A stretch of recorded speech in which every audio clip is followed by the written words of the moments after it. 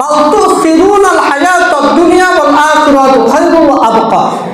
আল্লাহ সুবহানাহু ওয়া তাআলা বলছেন যে তোমরা মনে করেছো এই পৃথিবীটাই চিরস্থায়ী, এখানে আমরা থাকবো, এখানে আমরা সব কিছু করবো, এটাই আমাদের জন্য চিরস্থায়ী। কিন্তু আল্লাহ সুবহানাহু ওয়া তাআলা বলছেন এটা চিরস্থায়ী নয়, চিরস্থায়ী হচ্ছে পরকাল। চিরস্থায়ী হচ্ছে কি? পরকাল, আখিরাত। তার মানে আমরা এই চিরস্থায়ী জীবনকে ভালোবাসতে যে, এই পৃথিবীকে মূল্যায়ন করতে যে আমরা আখিরাত কি করে দিয়েছি? হারিয়ে দিয়েছি। একটা বস্তু হারালেন, কি হারালেন? আখিরাত। আমি দেখালাম না যে দুনিয়াকে ভালোবাসতে যে আপনি কত কিছু হারিয়েছেন। সর্বপ্রথমে আল্লাহ সুবহানাহু ওয়া তাআলা বলছেন যে তোমরা দুনিয়াকে ভালোবাসতে গিয়ে, দুনিয়াকে মহব্বত করতে যে হারিয়ে দিয়েছো কোনটাকে? পরকালটাকে হারিয়ে। ওয়ামাল হায়াতুদ দুনিয়া ইল্লা মাতাউল গুরুর। এতক্ষণ পর্যন্ত দেখাছিলাম যে দুনিয়া ধোঁকার বস্তু। আল্লাহ সুবহানাহু ওয়া তাআলা বলছেন যে ওয়ামাল হায়াতুদ দুনিয়া ইল্লা মাতাউল গুরুর, এই দুনিয়ার জীবন হচ্ছে ধোঁকার বস্তু। হচ্ছে কি? ধোঁকা, ধোঁকার বস্তু। এই দুনিয়াতে আছে, সমস্ত মানুষকে কি দিবেন? ফাঁকি দিয়ে চলে যাবেন। আছেন, চলে যাবেন। 60 বছর বয়স হয়ে গেল, 30 বছর বয়স হয়ে গেল, আজকে আছে বইকাল নাম খালাকতুল জিন্না ওয়াল ইনসা ইল্লা লিয়াবুদুন। আল্লাহ সুবহানাহু ওয়া তাআলা আমাদেরকে শুধুমাত্র সৃষ্টি করেছেন তার ইবাদত করার জন্য। আল্লাহ সুবহানাহু ওয়া তাআলা আমাদেরকে সৃষ্টি করেছেন কেন? আল্লাহর ইবাদত করার জন্য, শুধুমাত্র আল্লাহর ইবাদত করার জন্য। ইল্লা লিয়াবুদুন, শুধুমাত্র আমাদেরকে সৃষ্টি করা হয়েছে একমাত্র আল্লাহর ইবাদত করার জন্য। তাহলে আমরা কার ইবাদত করছি? দুনিয়ার ইবাদত করছি, দুনিয়ার ইবাদত করছি, দুনিয়ার মহব্বত ইবাদত করছি। আর আমি শুরুতে একটি বাক্য বলেছি যে দুনিয়াতে যে যত বেশি অভিনয় করতে পারবে সে তত মানুষের কাছে তত ভালো। আর দুনিয়াতে যে মানুষ যত বিশ্বাস করেনি, নবী বলে বিশ্বাস করেনি, কিন্তু তাকে ভালোবেসেছে অত্যন্ত। আবু তালেব কত ভালোবাসত, নিজের ছেলেকে মাটিতে রেখে মুহাম্মদ সাল্লাল্লাহু আলাইহি ওয়াসাল্লামকে কোলে তুলতেন। তাহলে তিনি কতটা ভালোবাসতেন। সে বিন্দু পরিমাণ আমরা মুহাম্মদ সাল্লাল্লাহু আলাইহি ওয়াসাল্লামকে ভালোবাসি না। তিনি মানুষ হিসেবে ভালোবাসতেন, ভাতিজা হিসেবে ভালোবাসতেন, কিন্তু নবী হিসাবে এবং আল্লাহ হিসাবে তিনি মান্যতা করতেন না। আল্লাহকে মান্যতা দিতেন না, রাসূলকে মান্যতা দিতেন না, কিন্তু তিনি তাকে মূল্যায়ন করতেন। অতএব তারাও চলে গেছে দুনিয়া থেকে। মুহাম্মদ সাল্লাল্লাহু আলাইহি ওয়াসাল্লাম এত ভদ্র সম্মানিত মানুষ, এরপরও দুনিয়া থেকে চলে গিয়েছেন। নূহ আলাইহিস সালাম 950 বছর পৃথিবীতে জীবনযাপন করলেন, উনিও পৃথিবী থেকে চলে গিয়েছেন। আদম আলাইহিস সালাম 1000 বছর জীবনযাপন করলেন, উনিও পৃথিবী থেকে চলে গিয়েছেন। মানে যিনারা পৃথিবীতে এসেছিলেন সকলেই পৃথিবী ছেড়ে চলে গিয়েছেন, কেউ পৃথিবীতে টিকতে পারেনি।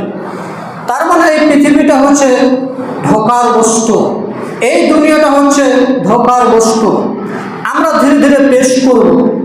আর এই দুনিয়ার মহব্বত, দুনিয়ার ভালোবাসা আমাদেরকে আত্মভোলা করেছে। এই দুনিয়ার ভালোবাসার কারণেই, এই দুনিয়ার মহব্বতের কারণেই মানুষ আজকে 1 সপ্তাহ হলো রমজান অতিবাহিত হওয়া, তারপরেও দেখেন মসজিদ থেকে মুসল্লি চলে গিয়েছেন, গায়েব হয়ে গেছেন, গায়ের হাজির হয়ে গেছেন, উপস্থিত হয় না, 5 ওয়াক্ত সালাতে হাজিরি দিচ্ছে না। তার মানে রমজান শিক্ষা দিয়েছিল, সে রমজান থেকে আমরা শিক্ষা নিতে পারিনি।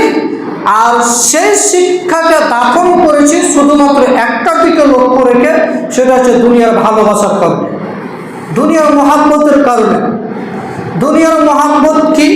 টাকা পয়সা ইনকাম করতে হবে, ছেলে মেয়ে পরিবার জোগাড় দিতে হবে, সমস্ত কিছু করতে হবে, দুনিয়া নিয়ে অনেক চিন্তা ভাবনা করতে হবে, আল্লাহর ইবাদত করতে হবে, এটা তো অনেক দূরের কথা।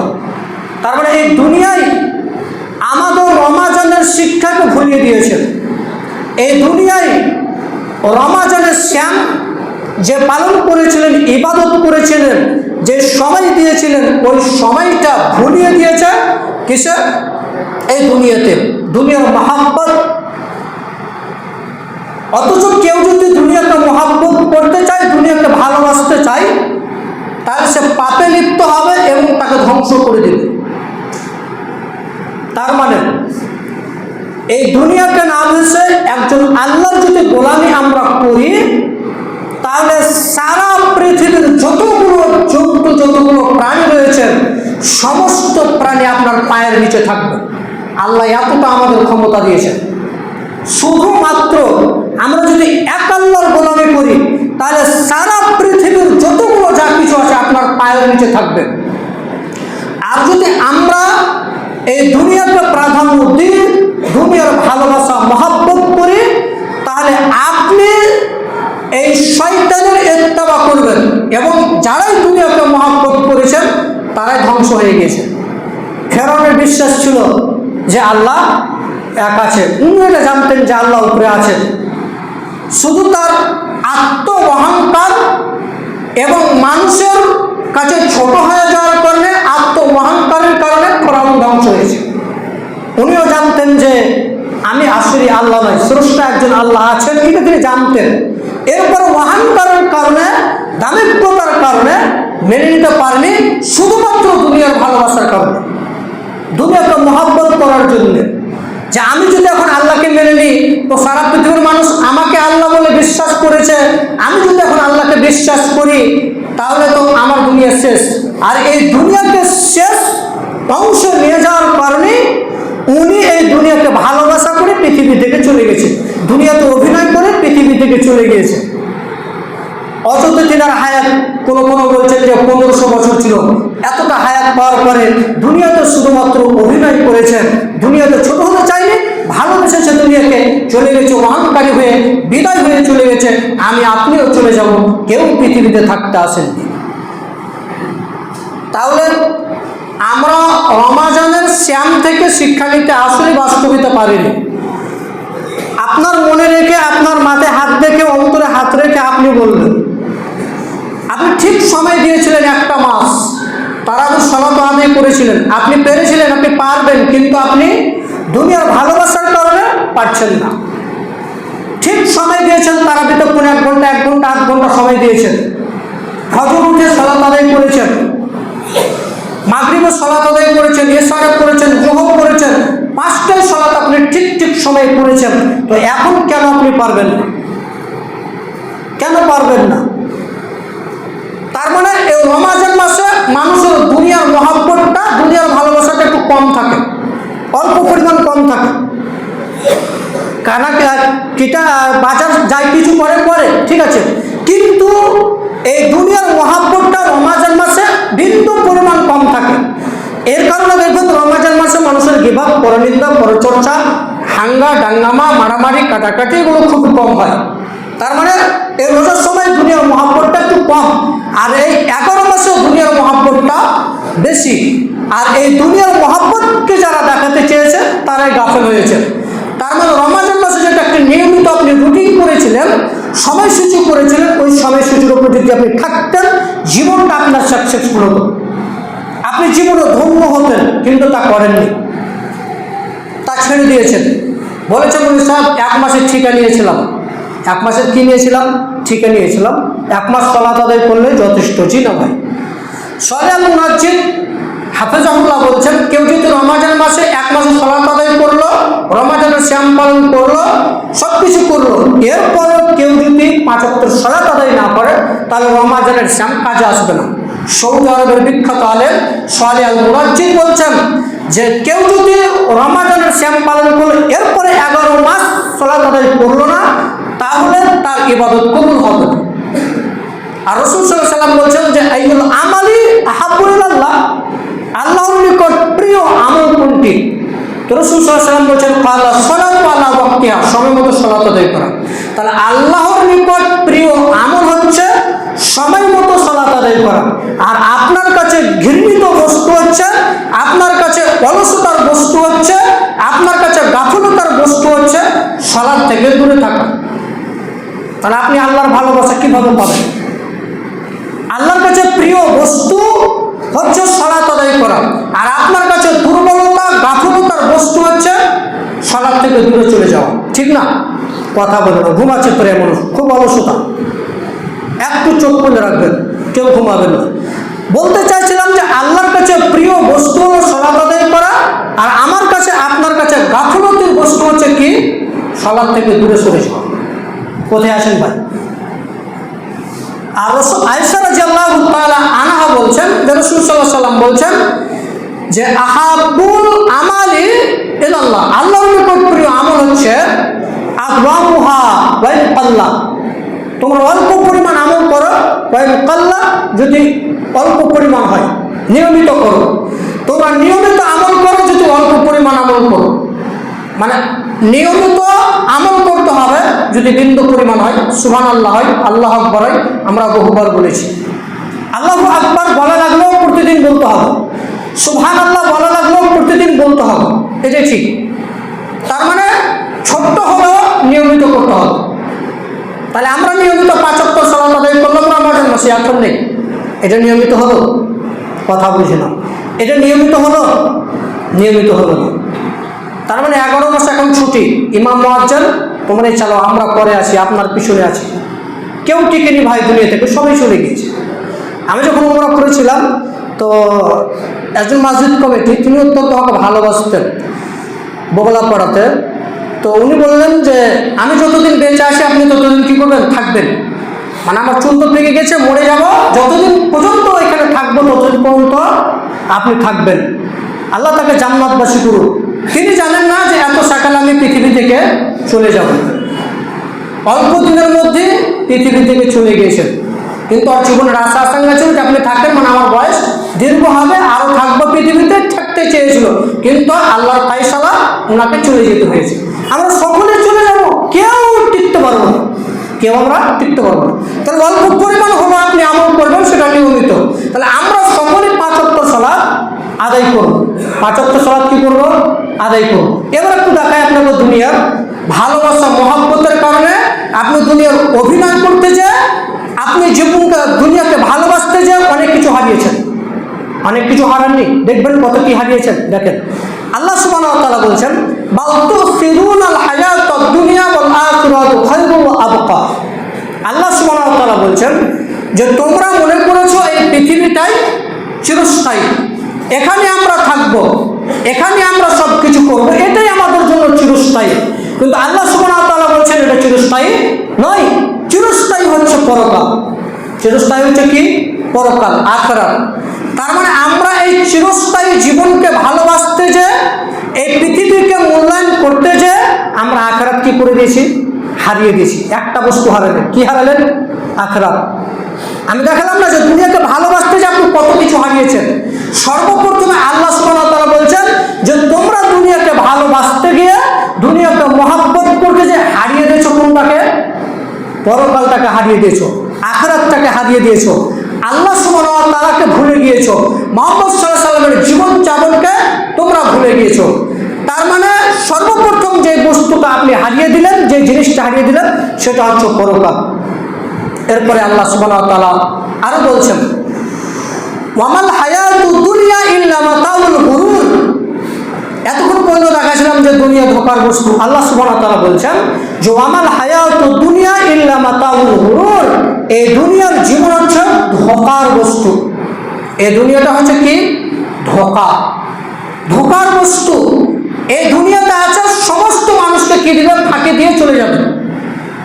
আছেন, চলে যাবেন। 60 বছর বয়স হয়ে গেল, 30 বছর বয়স হয়ে গেল, আজকে আছে, বইখানে নাও থাকতে পারে, 1 সেকেন্ড পরে নাও থাকতে পারে, চলে যাবেন, সকলে চলে যাবেন। 60 বছর 70 বছর জীবন হয়ে গেল। তার মানে 60 বছর 70 বছর আপনার জীবন হয়ে গেছে, তার মানে আপনি আর 20টা বছর জেনে ধুনে থাকতে পারেন, এটা পারেন। কিন্তু আল্লাহ কখন কার মরণ নেবে ওটা আল্লাহ সুবহানাহু ওয়া তাআলা ভালো জানেন। তার মানে আমরা গণতি হিসাবে এটা রাখতে পারি যে আপনার 60 বছর বয়স হলো, মানে আপনি আর 20টা বছর পৃথিবীতে থাকতে পারেন, এটা আমরা বলতে চাইছি। তাহলে এই 60 বছর 70 বছরে এই পৃথিবী থেকে চলে গেলেন, থাকবেন কতকাল? আখিরাতে থাকবেন কতকাল? আলোচনা বুঝতে পারছেন না। আখিরাতে থাকবেন কতকাল? চিরস্থায়ী থাকবেন, চিরকাল। তার মানে 60 বছর 70 বছর ইবাদত কার করা লাগবে? আল্লাহ। উনার গোলামি করা লাগবে। আল্লাহ সুবহানাহু ওয়া তাআলা বলছেন যে পৃথিবীর মানুষ শোনো, তোমরা যদি আমার গোলামি করো তাহলে আমি তোমাদেরকে পৃথিবীতে আখিরাতে তোমাদেরকে আমি ছেড়ে দেব। যা চাইবা তাই করতে পারবো, যা চাইবা তাই করতে পারবো। মানে তোমরা যদি এই দুনিয়াতে আমারই ইবাদত করো তাহলে আমি আল্লাহ তোমাদের আখিরাতে তোমরা যেটা করবা বা যেটা চাইবা সেটা আমি দিয়ে দেব। তার মানে 60 বছর জীবনে আমরা যা করবো শুধু আল্লাহর ইবাদত করব, এর বিনিময়ে আল্লাহ কি দিয়ে দিবেন? ছুটকারা দিয়ে দিবেন। যা চাই তাই করব, যা ইচ্ছা তাই করব, যেটা ইচ্ছা আপনি যা ইচ্ছা তাই করতে পারবেন, কোনো সমস্যা নেই। আপনার মন চাইছে যা কিছু সব কিছু করতে পারবেন। তো এই যা কিছু করতে পারবেন আল্লাহ আপনাকে ছুটকারা দিয়ে দিবেন, ছাড় দিয়ে দিবেন। তো এই ছুটকারাটা, এই ছাড়টা আল্লাহ দিবেন। তো এটার বিনিময়ে কি? আল্লাহর ইবাদত করা লাগবে। কিন্তু আমরা যদি এই আল্লাহর ইবাদত বাদ দিয়ে দুনিয়াকে মহব্বত করি তাহলে ওই ছুটকারাটা আমরা হারিয়ে দিব, হারাবো। তো দুটি জিনিস হারালেন। দুটি জিনিস কি হারালেন?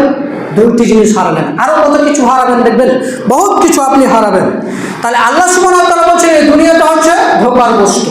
এরপরে আল্লাহ সুবহানাহু ওয়া তাআলা বলছেন যে ওয়ামা খালাকতুল জিন্না ওয়াল ইনসা ইল্লা লিয়াবুদুন। আল্লাহ সুবহানাহু ওয়া তাআলা আমাদেরকে শুধুমাত্র সৃষ্টি করেছেন তার ইবাদত করার জন্য। আল্লাহ সুবহানাহু ওয়া তাআলা আমাদেরকে সৃষ্টি করেছেন কেন? আল্লাহর ইবাদত করার জন্য, শুধুমাত্র আল্লাহর ইবাদত করার জন্য। ইল্লা লিয়াবুদুন, শুধুমাত্র আমাদেরকে সৃষ্টি করা হয়েছে একমাত্র আল্লাহর ইবাদত করার জন্য। তাহলে আমরা কার ইবাদত করছি? দুনিয়ার ইবাদত করছি, দুনিয়ার ইবাদত করছি, দুনিয়ার মহব্বত ইবাদত করছি। আর আমি শুরুতে একটি বাক্য বলেছি যে দুনিয়াতে যে যত বেশি অভিনয় করতে পারবে সে তত মানুষের কাছে তত ভালো, আর দুনিয়াতে যে মানুষ যত বেশি অভিনয় করবে সে তত আল্লাহর কাছে খারাপ, সে আল্লাহর কাছে তত খারাপ। মানে দুনিয়াতে যে যত মানুষের সামনে অভিনয় করতে পারবে সে তত মানুষের কাছে ভালো, সে তত মানুষের কাছে প্রিয়। কিন্তু যে যত মানুষের কাছে দুনিয়াতে প্রিয় হয়েছে অভিনয়ে, সে তত মানুষ আল্লাহর কাছে কি হয়েছে? খারাপ হয়েছে। সে আল্লাহর কাছে কি হয়েছে? খারাপ হয়েছে। তার মানে দুনিয়ার অভিনয় হচ্ছে এটাও ধোঁকা।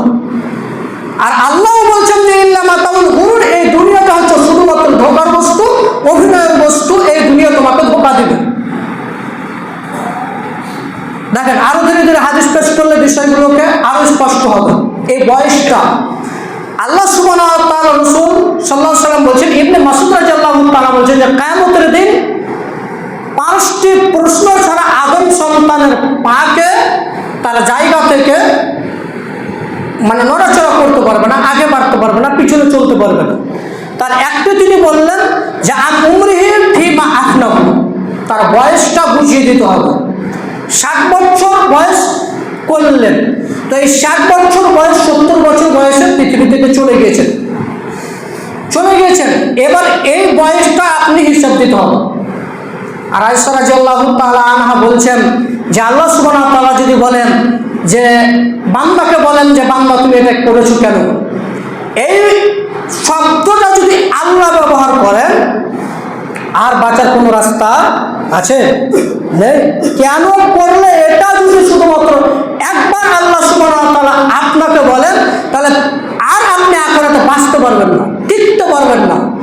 তার মানে রাসূল সাল্লাল্লাহু আলাইহি ওয়াসাল্লাম বলছেন যে তোমার 60 বছর 70 বছর বয়সটাকে যদি আল্লাহ জিজ্ঞাসা করেন যে 60 বছর বয়সটাকে কি করেছো, তখন আল্লাহকে বলবেন আল্লাহ দুনিয়াতে অনেক অভিনয় করেছিলাম, দুনিয়াতে অনেক সিনেমা দেখেছিলাম, তোমার তো ইবাদত করতে পারিনি, বহুত কিছু করেছিলাম। ফেরেশতাকে বলে ফেরেশতাকে ধরো, তাকে কি করো? ধরো এবং তার হাত পাকে বাঁধো এবং তাকে জাহান্নামের মধ্যে নিক্ষেপ করো এবং ফুটন্ত গরম টকবকে পানি তার মাথায় ঢেলে দাও। যখনই তার মাথাতে টকবকে ফুটন্ত পানি ঢেলে দেওয়া হবে তখন তার নাড়ি ভুঁড়ি সমস্ত যা কিছু আছে পিছনের রাস্তা বের হয়ে যাবে। চিন্তা করেছেন আপনি? চিন্তা করেন। দুনিয়ার আপনার খাবার বস্তু, মেলা দেখাতে এসেছে চলে যাবেন। দেখেন না বিভিন্ন জায়গাতে মেলা বসে, 2-1 ঘন্টা 2 দিন 3 দিন আছে, এরপরে মেলা চলে গেল, মেলার খাওয়া খেলা খতম। এরপরে এই দুনিয়াটাকেও বললেন যেটা খেলার বস্তু। অল্প সময় পৃথিবীতে খেলবে, 60 বছর, 70 বছর, 30 বছর, 10 বছর, 50 বছর খেলবে, এরপরে চলে যাবে, তার খেলা খতম হয়ে যাবে। খেলা কি হয়ে যাবে? খতম হয়ে যাবে। আমরা যদি বিন্দু পরিমাণ, অল্প পরিমাণে দুনিয়াটাকে নিয়ে ভাবতাম যে এই দুনিয়াটা কিছু নয়, ধোকার বস্তু, তাহলে আপনি অনেক কিছু করতে পারতেন। আসলে আমরা আল্লাহকে ভাবলাম না, আর দুনিয়া ভালোবাসার বস্তু এটাও বুঝলাম না। এর কারণে আমাদের অবস্থা এরকম, তার মানে তোমার বয়সটাকে যখন তুমি না দিতে পারবে তখন জাহান্নামে নিক্ষেপ করে দেবে। আর তারপরে আরেকটি আপনাকে জিজ্ঞাসা করা হবে, আন শাবাবি ফিমা আবলাহু, তোমার বয়সটাকে বুঝিয়ে দিতে হবে, আর তোমার যৌবনটাকে বুঝিয়ে দিতে হবে। যৌবনটা কিসে অতিবাহিত করেছে এটাও বুঝিয়ে দিতে হবে। তাহলে 5টার মধ্যে 2টা আমি পেশ করলাম, একটা হচ্ছে বয়স, একটা হচ্ছে যৌবন। তার মানে যৌবন সময়ের ইবাদতটা অত্যন্ত খুব কঠিন। তো এই সময়কে আল্লাহর ইবাদত বেশি করতে হবে। বৃদ্ধ বয়সে দাড়ি সবাই ছাড়তে পারে, বৃদ্ধ বয়সের টাকুর উপরে সবাই কাপড় পরতে পারে, কিন্তু যখন আপনার শরীরে টকবক করে ফুটান্ত রক্ত, সে সময় আল্লাহর কাছে ইবাদত দাড়ি ছাড়া টাকুর উপর প্যান্ট পরা এটা খুবই কঠিন বলে মনে করছি, কিন্তু এই ইবাদতটি আল্লাহর কাছে অতীব প্রিয়। দেখবেন আল্লাহ কি বলছেন, দেখেন আবু হুরায়রা রাদিয়াল্লাহু তাআলা আনহু বলছেন, হাদিসটা সকলে শুনবেন, কেউ ঘুমাবেন না, চেতন করেন সকলকে, পাশ পরিবর্তন করতে বলেন, সকলে হাদিসটা শুনবেন, খুব গুরুত্বপূর্ণ হাদিস। এই হাদিসটার প্রতি আমল করলে আপনার জীবন কামিয়াব হয়ে যাবে। আবু হুরায়রা রাদিয়াল্লাহু তাআলা আনহু বলছেন, রাসূলুল্লাহ সাল্লাল্লাহু আলাইহি ওয়াসাল্লাম বলেছেন, হে আদম সন্তান, তোমরা আমার ইবাদত করার জন্য অন্তরকে খালি রেখে দাও। আমার ইবাদত করার জন্য তোমরা তোমাদের অন্তরকে কি রাখো? খালি রাখো। তাহলে আল্লাহর ইবাদত করার জন্য এই অন্তরটা কি রাখতে হবে? খালি রাখতে হবে। এরপরে তিনি আরো একটি চমৎকার কথা বলছেন যে তোমরা যদি আমার ইবাদত করার জন্য অন্তরটা খালি রাখো, তাহলে তোমাদের অভাব ও দারিদ্রতা দূর করে দেব। তোমাদের অভাব থাকবে না, দারিদ্রতা থাকবে না। তোমরা যদি আমার ইবাদত করো, তোমাদের দারিদ্রতা দূর হয়ে যাবে, তোমাদের দারিদ্রতা থাকবে না। আর তোমরা যদি না করো, আমার ইবাদত না করো, আমাকে না ডাকো, তাহলে তার বিনিময়ে কি হবে? তোমার হাতকে আমি ব্যস্ততা দিয়ে পরিপূর্ণ করে দেব, এত ব্যস্ত করে দেব তুমি আল্লাহর ইবাদত করার সময় পাবে না। মানে পরিপূর্ণ আল্লাহ এই হাতটা কি করে দেবেন? ব্যস্ত করে দেবেন। এরপরে শুধু ব্যস্ত করে দেবো, টাকা পয়সা প্রচুর ইনকাম করবে, প্রচুর ইনকাম করবে। আল্লাহ বলছেন আপনি টাকা পয়সা প্রচুর ইনকাম করবেন, আপনি বহু টাকা পয়সা ইনকাম করবেন। এরপরও আল্লাহ সুবহানাহু ওয়া তাআলা বলছেন তোমার দারিদ্রতা আমি মেটাবো না। কি মেটাবো না? দারিদ্রতা, অভাব তোমার মেটাবো না। তোমার টাকা পয়সা বহুত, এরপরও আল্লাহ বললেন যে তোমার অভাবকে আমি দূর করবো না। মানে টাকা পয়সা অনেক ইনকাম করেন, কোটি কোটি টাকা আসেন, কোথায় চলে যান আপনি খুঁজে পান না, কোথায় চলে যান আপনি খুঁজে পান না। তার মানে আল্লাহর ইবাদত করলে দারিদ্রতা কি হয়ে যাবে? দূর হয়ে যাবে, অভাব দূর হয়ে যাবে। আর আল্লাহর ইবাদত না করলে এই হাতটা আল্লাহ পূর্ণ করে দেবেন কি দিয়ে? মাল দিয়ে, টাকা দিয়ে, পয়সা দিয়ে। টাকা পয়সা, মাল, ধন সম্পদ সবকিছু থাকবে, তারপরে তোমার অভাব দূর হবে না। কি দূর হবে না? অভাব দূর হবে। তাহলে আল্লাহর ইবাদত করতে গেলেই অভাব দূর হবে। তার মানে এ হাদিস প্রমাণ করছে আগে কাজ নাকি আগে ইবাদত? আগে কাজ না আগে ইবাদত। প্রায় মানুষ বলে থাকে আগে কাজ পরে ইবাদত, এটা ভুল। এটা কি ভাই? এটা ভুল। আগে ইবাদত পরে কাজ। আর যখন বলবেন আগে কাজ পরে ইবাদত, তখন আপনি দুনিয়াকে ভালোবেসেছেন, তখন আপনি কি করেছেন? দুনিয়াকে ভালোবেসেছেন। তার মানে কেউ যদি দুনিয়াকে ভালোবাসতে যায়, কেউ যদি দুনিয়াকে মহব্বত করতে যায়, আল্লাহর ইবাদত না করে, এর বিনিময়ে সে কি হারাবে? কি হারাবে ভাই? বুঝতে পারলেন না? আবার বলতে হবে, আপনি দুনিয়াকে ভালোবাসতে গিয়ে আপনি আল্লাহর ইবাদতকে ছেড়েছেন, এর কারণে আপনি আপনার নিজের জন্য অভাবকে নিয়ে এসেছেন। কি নিয়ে এসেছেন? অভাব নিয়ে এসেছেন। তার মানে আপনি আল্লাহর ইবাদত করতে গেলে আপনি দারিদ্রতা যেটা ভয়, সেটা আপনার কাছে থাকবে না, অর্থাৎ ভয় আপনি পাবেন না। মানে আল্লাহ আমাদেরকে রিজিক দিবেন, এই কথা সত্য। কারণ প্রায় মানুষ রিজিক নিয়ে চিন্তিত না, প্রায় মানুষ রিজিক নিয়ে চিন্তিত। মোল্লা সাহেব মসজিদের যারা ইমাম করছেন তারাও রিজিক নিয়ে চিন্তিত, কিন্তু আসলেই যে মসজিদ কমিটি একটা রিজিকের ব্যবস্থা করবে, এটা ভুল না ঠিক? ভুল। এটা কি ভুল? এখন আমাকে এখান থেকে চলে যেতে বলেন, আবার দেখবেন আল্লাহ আসমানওয়ালা কোথায় বুঝি নির্ধারণ করে রেখেছেন। তার মানে যারাই বলছে যে মসজিদ কমিটি হচ্ছে আমাদের রিজিকের একটা মাধ্যম, এটা ভুল। আসলে মসজিদ কমিটি রিজিকের নির্ধারক নয়, নির্ধারককে আল্লাহ। যেখানে চলে যাবে সেখানে তার রিজিকের ব্যবস্থা হবে, মানে আল্লাহ রিজিক নির্ধারণ করে দিয়েছে, সেখানে সে রিজিক পাবে। অতএব রিজিক নিয়ে কেউ চিন্তিত হবেন না। আপনি বলছেন যে আমি এই কাজ করছি, মালিকের কাজ করছি, এই মালিকই আমার রিজিক দাতা। জি না, মালিক হচ্ছে আল্লাহ, যিনি রিজিক দিচ্ছেন। সারা পৃথিবীর একটা মাধ্যম থাকে। আপনি বাড়িতে কাজ করবেন, আপনার বাড়িওয়ালা আপনার মালিক। আপনি কোথায় আরো বিদেশে যাবেন, তো যিনি কাজ করেছেন তিনি আপনার মালিক। তো তিনার কাছ থেকে রিজিক আসছে, এটা কি ভুল? রিজিক আসছে আল্লাহর কাছ থেকে, আপনি শুধু কৌশল করছেন, পারিশ্রমিক করছেন। আলহামদুলিল্লাহ ওয়াহদা ওয়াসসালাতু ওয়াসসালামু আলা মান লা নাবিয়্যা বাদা, আম্মা বাদ। আমরা আলোচনা করছিলাম দুনিয়ার মহব্বত। একটা গুরুত্বপূর্ণ হাদিস বলবো, যেটা আপনাদের জন্য খুবই কার্যকরী। আবু আইয়ুব আনসারী রাদিয়াল্লাহু তাআলা আনহু বলছেন, রাসূল সাল্লাল্লাহু আলাইহি ওয়াসাল্লাম বলেছেন, মান সাবারা মাজানা সুম্মা আতবাহু সিত্তাম মিন শাওয়ালিন কানা কাসিয়ামিদ দাহর। আবু আইয়ুব আনসারী রাদিয়াল্লাহু তাআলা আনহু বলছেন, যে ব্যক্তি রমাজানের শ্যাম রাখলো, এরপরে সওয়ালের 6টি শ্যাম পালন করলো, সেজন্য সারা বছর শ্যাম পালন করলো। বুঝতে পারলেন? আবার বুঝবেন, যে ব্যক্তি রমাজানের শ্যাম পালন করেছেন, এরপরে সওয়ালের কেউ যদি 6টি শ্যাম পালন করে, তাহলে পূর্ণ এক বছরের কি পাবে? সব পাবে, নেকি পাবে। তাহলে আমরা আমলের দিক দিয়ে ফিরে আসলাম যে সওয়াল মাসের 6টি আমরা কি করবো? শ্যাম পালন করবো ইনশাল্লাহ। ইনশাল্লাহ জোরে বলবেন তো ইনশাল্লাহ। ঘুমাচ্ছেন? তাহলে আমরা সওয়াল মাসের 6টি শ্যাম পালন করলেই আমাদের পুরো এক বছরের ইবাদত কি হবে? সমান নেকি পাবো।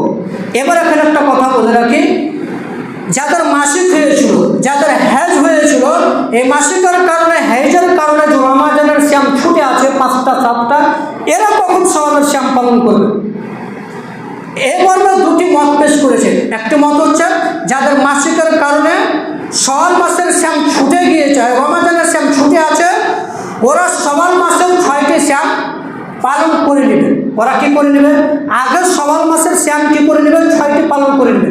কারণ এই সওয়াল মাসের 6টি হচ্ছে 1 মাসের জন্য নির্ধারিত। যখন 1 মাস শেষ হয়ে যাবে তখন আর সওয়াল মাসের শ্যাম করা যাবে না। কিন্তু আমরা হাদিস পেয়েছি রমাজানের শ্যাম ছুটে গেলে আয়েশা কখন করতেন? ভুলে গেছি। আয়েশা রাদিয়াল্লাহু তাআলা বলছেন, আমি শাবান মাসে করতাম। কোন মাসে? শাবান মাসে করতাম।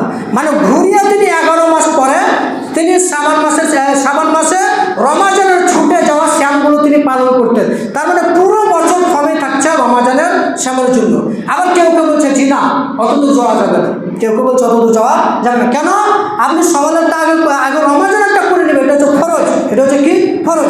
এর জন্য আপনাকে আল্লাহ নিকটে যদি মারা যান তাহলে পাকড়াও হতে পারে, আপনি কাজা আদায় করেন। এর কারণে ফরজের জন্য আপনাকে আল্লাহ জিজ্ঞাসা করতে পারেন কেন করুনি। তো এর আগে যদি আপনি মারা যান, অর্থাৎ এই রমাজানের সওয়ালের যে 6টি শ্যাম পালন করবেন, এটি হচ্ছে নফল, এটি হচ্ছে ফরজ। ফরজটা আগে করে নেবেন, কারণ আপনার মরণের কি নেই? গ্যারেন্টি নেই। তার মানে দুটো মত হচ্ছে সহি মত। মানে উনি যেটা পেশ করতে পেরেছেন যে আগে রমাজানের 5-6টা করে নেবে, এরপরে সওয়ালেরটা করে নেবে। যদি রমাজানের 5-6টা ছুটাছুটি করে নিলেন, এবার যদি মারা যান সওয়ালেরটি না করতে পারেন, তাহলে আর জিজ্ঞাসা আল্লাহ করবেন না। কিন্তু আপনি যদি সওয়ালেরটি করেছেন, রমাজানের 5টা বাকি আছে, এর জন্য আল্লাহ জিজ্ঞাসা করবেন। দুটি মত সহি আছে, যে যেটা মত পারবেন করবেন। শুধুমাত্র শুক্রবার শ্যাম পালন করবেন না। অনেকে দু জায়গা থেকে ফোন করেছিলেন, এখানে একজন মেয়ে জিজ্ঞাসা করলেন যে শুক্রবার শ্যাম রেখেছি তো কী করবো? তো ভুলে আজকে রেখে দিয়েছি, আজকে পালন করে নেবেন যারা করে রেখেছেন। এরপরে আপনারা শুক্রবার শ্যাম পালন করবেন না, শুক্রবার শ্যাম পালন করা যাবে না, এটাকে বাধা রাখবেন। আর যারা রেখেছেন আজকে শ্যাম শুক্রবারে, তারা আজকে করে নিন, আর এর পরিবর্তে আর কিন্তু আপনি করবেন না। আশা করি বিষয়টি বুঝতেছে। দুনিয়ার মহাব্বত ভালোবাসা বাদ দিয়ে আল্লাহকে ভালোবাসি, ইনশাল্লাহ আমরা সফলতা অর্জন করতে পারবো। ইনশাল্লাহ দুনিয়া সম্পর্কে একটা ধারাবাহিক আলোচনা রাখবো, অনেক কিছু আপনারা শিখতে পারবেন। আল্লাহ তুমি সকল মানুষকে দুনিয়ার মহাব্বত থেকে বঞ্চিত রাখার তৌফিক দান করো, সকলকে আল্লাহ আমিন। আল্লাহ তুমি আল্লাহর ইবাদত করার তৌফিক দান করো, আল্লাহ আমিন। সুবহানাকাল্লাহুম্মা ওয়া বিহামদিকা আশহাদু আল্লা ইলাহা ইল্লা আনতা আস্তাগফিরুকা ওয়া আতুবু ইলাইক।